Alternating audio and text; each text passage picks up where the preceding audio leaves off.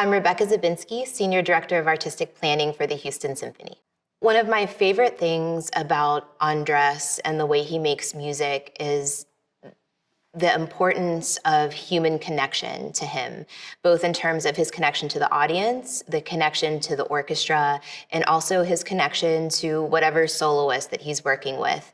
And there is no more beautiful example of that connection than his relationship with Hilary Hahn, who is a very special person to the Houston Symphony. Over his tenure as our music director, I feel like Andres and Hilary have forged a really special relationship, not just here in Houston.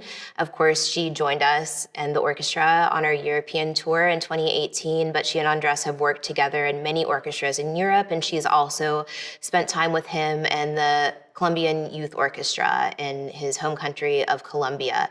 So we are thrilled to have her with us playing one of the most beautiful concerti in the repertoire, the Brahms Violin Concerto.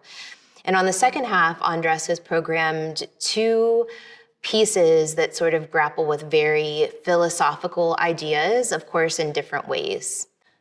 The first on the second half is Richard Strauss's Also Sprach Zarathustra, the opening of which is definitely a part of the cultural zeitgeist. Of course, in 2001, A Space Odyssey, I think that Elvis used to play it when he would come out for his concerts kind of later in his career. It's really sort of permeated popular culture. You will definitely know it when you hear it.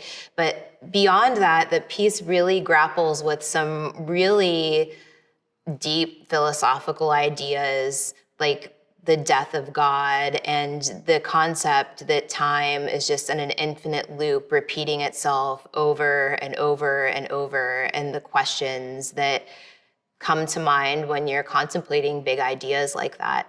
And then after Also Sprach, Andres will be joined by the Houston Symphony Chorus for one of Brahms's most exquisite compositions. In my opinion, it's one of the most perfect things that he ever wrote, Schicksal's Lied, which means Song of Destiny, and it's depicting the perfection of celestial beings. It is truly gorgeous, a really emotional and beautiful piece of music, and there is no one better to interpret that kind of music than Andres.